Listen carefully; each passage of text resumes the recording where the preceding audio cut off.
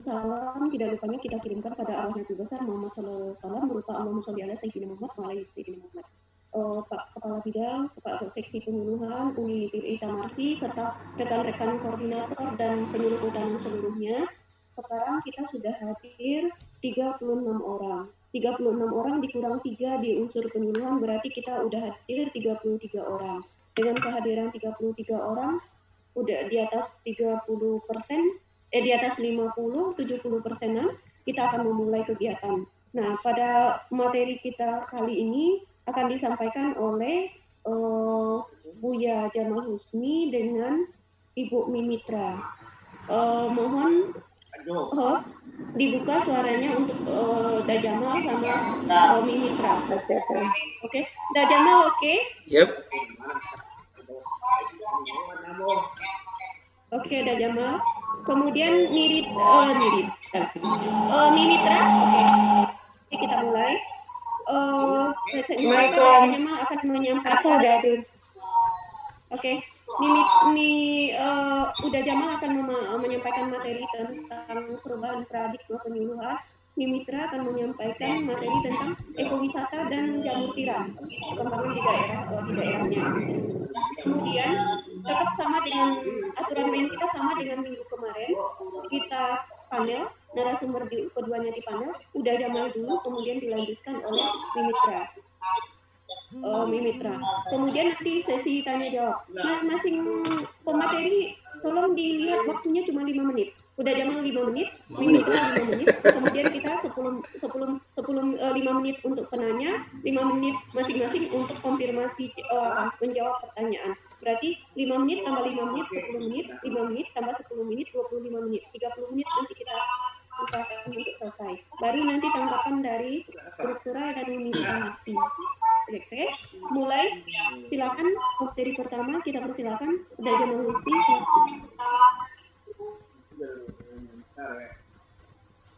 Suaranya ngomong makin bukan kajian loh.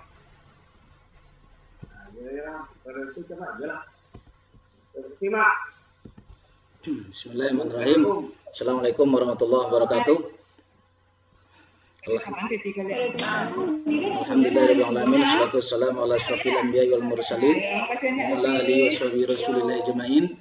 Asyhadu an la ilaha illallah wa la syarika lah, asyhadu Muhammadan abduhu wa rasuluhu la nabiyya ba'dah. Bapak dan Ibu, para penyuluh, Pak Kabid, Pak Kasih, Ibu Rita, dan kawan-kawan penyuluh semua, kita bersyukur pada Allah Subhanahu wa taala pagi menjelang siang ini kita bisa bertemu. Hari ini saya coba menulis membuat sebuah materi, tolong dibantu kawan-kawan nanti apakah bagus apa tidak ya materi ini. Jadi judulnya saya bikin perubahan paradigma penyuluhan. Kenapa saya bikin judul ini? Kenapa Bapak dan Ibu sekalian, kita di dalam melakukan penyuluhan itu tujuannya kan intinya adalah perubahan perilaku orang yang sedang kita suluh. Dari dia tidak mau menjadi mau, dari tidak bisa menjadi bisa, sehingga perlu dilakukan perubahan perilaku di di aspek sasaran yang akan kita suluh. Yang kedua, penyuluhan yang selama ini dilakukan lebih ke dalam aspek teknis. Kita lebih banyak bicara aspek teknis ya. Kita lebih banyak cerita apa dan bagaimana, apa yang harus kita lakukan, bagaimana cara melakukannya. Itu yang banyak kita bicarakan. Tapi jarang kita berbicara tentang kenapa kita harus melakukannya. Jadi kita perlu lakukan perubahan paradigma penyuluhan ke aspek ideologis.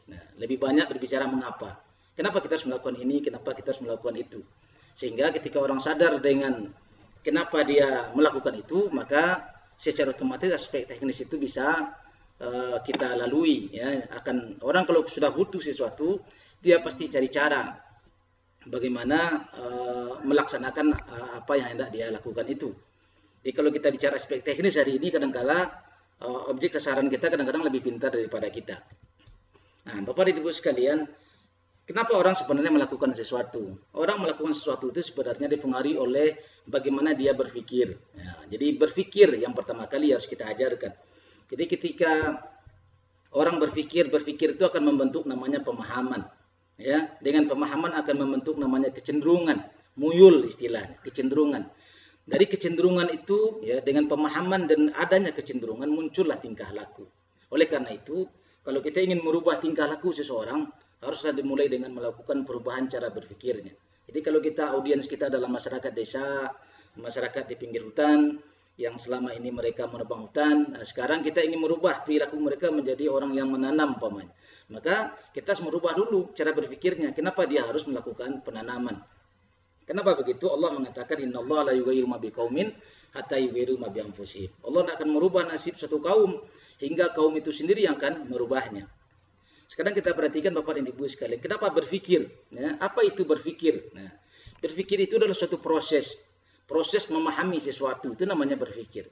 Jadi berpikir bukan otak, tapi otak adalah salah satu unsur dalam berpikir. Supaya kita bisa berpikir Bapak dan Ibu sekalian, harus ada 4 hal ya, yang harus ada di tengah-tengah kita. Pertama ada faktanya, yang kedua harus ada panca indera. Kita punya panca indera yang bagus lah. Yang ketiga kita harus punya otaknya juga harus bagus. Dan yang tak kalah penting adalah informasi. Nah, jadi informasi ini ketika kita melihat fakta lewat panca indera, kita masukkan ke dalam otak kita, lewat informasi yang ada itulah kita akan berpikir. Nah, jadi berpikir itu melahirkan mafhum melahirkan kecenderungan melahirkan suluk.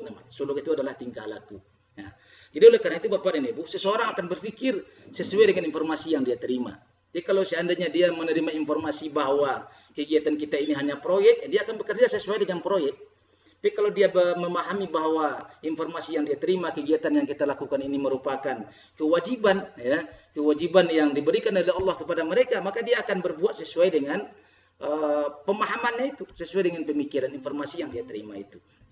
Sebagai contoh Bapak dan Ibu sekalian, saya memberikan contoh saja di sini, ya. Kita sebagai manusia diberikan tugas oleh Allah Subhanahu wa taala. Apa tugasnya? Sebagai khalifah. Allah mengatakan wa qala rabbuka lil malaikati inni ja'ilun fil ardi khalifah. Ketika Allah berkata kepada para malaikat, sesungguhnya aku akan menjadikan seorang khalifah di muka bumi. Apa kerjaannya khalifah itu? Kita baca dalam ayat yang lain, wa wallazi ja'alakum khalaifal ard. Dialah yang telah menjadikan seorang khalifah di muka bumi. Wa rafa'a ba'dukum fawqa ba'din. Allah meninggikan sebagian dari sebagian yang lain darajat. Supaya apa? Liyabluwakum fima atakum. Supaya menguji di antara mereka apa yang telah didatangkan kepada mereka. Atau di dalam ayat yang lain, inna aradnal amana 'alas samawati wal ard. Allah telah memberikan amanah kepada langit dan bumi dan gunung. Fa abaina ayyahmilnaha. Mereka tidak mau mengemban amanah itu. Akan tetapi wa hamalal insan, tapi amanah itu diemban oleh manusia. Nah, innahu kana zaluman jahula. Maka Allah mengatakan bahwasanya manusia itu zalim dan bodoh. Kenapa? Karena mau menerima amanah yang sangat besar yang diberikan oleh Allah Subhanahu wa taala ini. Tapi memang itulah kewajiban kita diberikan oleh Allah, kita sebagai penanggung jawab alam semesta ini, penanggung jawab bumi ini. Jadi kalau kita lihat Bapak dan Ibu, manusia dalam memakmurkan bumi, pertama tujuan Allah menciptakan alam dan segala isinya adalah untuk manusia. Allah mengatakan wallazi khalaqas samawati wal ard wallazi khalaqalakum ma fil ardi jami'a. Allah telah menjadikan apa saja yang ada di langit dan bumi untuk manusia seluruhnya.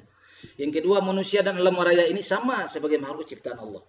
Yang ketiga, manusia dituntut hidup berdampingan secara harmoni dengan alam raya ini. Dan yang keempat, manusia sebagai hamba Allah, sebagai pengganti atau wakil Allah di muka bumi, diberikan kewenangan ya untuk memakmurkan alam semesta ini.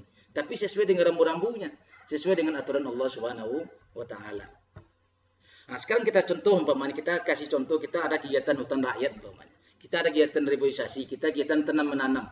Sehingga sebelum kita melakukan aspek teknis kepada mereka, mengajarkan mereka bagaimana cara menanam, bagaimana jarak tanamnya, apa yang harus dibuat jalurnya, rintisnya, ukuran lubangnya, jarak tanamnya. Sebelum kita bicara ke itu kepada kelompok, kepada masyarakat, ya, maka yang pertama kita ajarkan kepada mereka kenapa mereka harus menanam. Nah, jadi ketika kita ajarkan kepada mereka, kenapa harus menanam pohon? Karena menanam pohon itu wujud cinta kita kepada Allah dan Rasulnya. Ya, karena Rasulullah SAW mengatakan kepada kita, seandainya tangan seorang memegang pohon, lalu esok harinya ada hari kiamat, seandainya pun jika pohon itu ditanam bisa dipastikan tidak akan tumbuh, maka Rasulullah SAW menganjurkan untuk tetap menanam pohon itu. Itu tetap berpahala. Jadi Bapak dan Ibu sekalian, kita ajarkan kepada masyarakat kita bahwa menanam pohon itu berpahala. Jadi bukan ini proyek, kita akan dapat uang, tidak begitu. Tapi kita akan dapatkan pahala yang lebih besar di sisi Allah. Jadi setiap apa yang kita tanam, setiap apa yang kita buat itu, ya akan dibalasi oleh Allah Subhanahu wa taala. Yang kedua, bahwasanya kegiatan menanam pohon itu merupakan kegiatan menghidupkan bumi. Apa kata Allah? Wa ayatul lahumul ardul maitah. Ya, dan suatu tanda bagi mereka adalah bumi yang mati. Jadi bumi awalnya ini mati. Ahyainaha, kemudian Allah menghidupkan bumi itu. Wa akhrajna minha habban, kemudian Allah mengeluarkan darinya biji-bijian. Faminhu ya'kulun, kemudian Allah memberikan mereka makan dari situ. Jadi kita disuruh nanam oleh Allah Subhanahu wa taala. Wa ja'alna fiha jannatin min nakhilin wa 'anabin wa fajjarna fiha minal uyun. Dan kami jadikan kepadanya bumi itu kebun-kebun kurma dan anggur, dan kami pancarkan padanya beberapa mata air. Jadi Allah sudah jelaskan kepada kita, kalau kita nanam pohon, kita nanam kayu, ya maka Allah akan keluarkan mata air yang banyak. Dan mata air itu, dengan air yang banyak keluar, itu bumi semakin makmur, bumi akan semakin hidup. Kehidupan alam manusia ini juga akan semakin bagus. Kenapa? Karena dengan adanya air itulah manusia itu bisa mengelola alam semesta ini. Yang ketiga, ya, kenapa mereka harus nanam? Ini kan perubahan paradigma harus ada dalam benak mereka. Apa kata Rasulullah SAW? Ma min muslimin yaghrisu ghursan. Tidaklah seorang muslim menanam satu pohon. Ila kana ma akala minhu. Kecuali apa saja yang dimakan dari tanaman itu. Lahu sadaqatan. Maka baginya adalah sebuah sedekah. Wa ma surku minhu. Apa saja yang dicuri darinya. Lahu sedekah, baginya sedekah. Wa ma akalatit tayr. Apa saja yang dimakan oleh burung. Fawalahu sedekah. Maka bagi dia sedekah. Wala yarzauhu ahadun illa kana lahu sedekah. Apa saja yang diambil oleh orang lain, ya, atau dikurangi untuk melainkan itu menjadi sedekah baginya. Atau dalam hadis yang lain, ma min muslimin yaghrisu ghursan. Barang siapa yang menanam sebuah pohon, ya, au yazra'u zar'an, atau mengolah bumi, ya, menanam tanaman pertanian. Fayakulu minhu tayrun, maka dimakan olehnya burung, au insan, atau manusia, au bahimah, atau binatang yang lain, illa kana lahu bi sedekah, kecuali bagi dia sedekah. Jadi ini yang kita ajarkan kepada mereka, bahwa sedekah yang paling mudah itu yang menanam pohon. Kalau mereka nanam pohon, itu mereka sudah sedekah. Apa saja hasilnya? Apakah dia makan sendiri, apakah dimakan burung, apakah dicuri orang, dimakan tanaman, dimakan binatang ternak, itu semua sedekah baginya. Gimana sedekah mana yang bisa? Kalau uang yang kita berikan berapalah, ya. Nah, ini kalau Nabi mengatakan kepada kita, iza mata ibnu Adam in qata'a amalu illa min salasin. Ya, jika mati anak Adam, maka terputus seluruh amalnya kecuali 3. Yang pertama, sedekah jariyatin, sedekah jariah. Ya, sedekah jariah itulah salah satunya menanam pohon. Coba bayangkan kalau kita tanam pohon.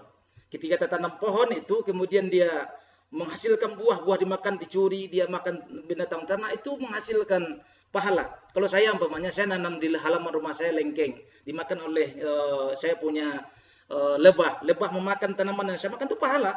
Kemudian madu yang dihasilkan bisa menjadi uang. Nah, gitu. Ya, itu kemudian ketika biji itu tumbuh, jatuh ke tanah, dia tumbuh, itu sedekah yang tidak akan pernah berhenti. Kemudian yang terakhir, Bapak dan Ibu sekalian, nah, ini ya, saya jadi pengingat bagi kita bersama. Janganlah kita sebagai penyuluh, ya ayyuhallazina amanu lima taquluna ma la taf'alun. Hai orang beriman, janganlah kalian mengatakan apa yang tidak kalian kerjakan. Itu dikatakan oleh Allah kepada kita. Kenapa? Kabura maqtan indallahi an taqulu ma la taf'alun. Kenapa Allah sangat berat, ya, timbangannya dari si Allah, ya, terhadap orang yang mengatakan tapi tidak mengerjakan.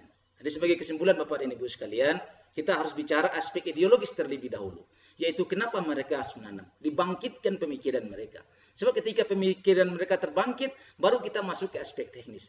Percuma kita bicara aspek teknis, bagaimana begini dan begitunya, tapi aspek ideologisnya tidak masuk ke dalam benak mereka. Sehingga kegiatan kita tidak berhasil. Kita sudah lihat ini, ya, betapa banyak kita sudah tanam hutan rakyat, tapi kita belum temukan hutan rakyat sampai hari ini. Tapi kalau reboisasi sudah kita lihat, tapi kalau hutan rakyat, wallahu alam lah, saya belum kemana pun belum ketemu hutan rakyat yang hasil tanaman kita. Tapi wallahu alam, mungkin teman-teman semua yang sudah bekerja dari awal sudah puluhan tahun mungkin sudah melihat itu. Kemudian baru dijelaskan cara tanam yang baik, apa yang akan ditanam, kemana akan dipasarkan dan seterusnya. Itu terakhir, kita harus jadi contoh. Jadi kalau kita nyuruh orang nanam, ya kita harus nanam. Kita nyuruh orang buat umpamanya jamur tiram, ya kita juga harus nyoba jamur tiram itu. Ketika kita nyuruh orang buat lebah madu, ya kita harus coba juga. Sehingga kita paham betul apa yang sedang kita sampaikan. Wallahu alam. Terima kasih. Itu mungkin dapat saya sampaikan. Billahi taufiq wal hidayah. Assalamualaikum warahmatullahi wabarakatuh.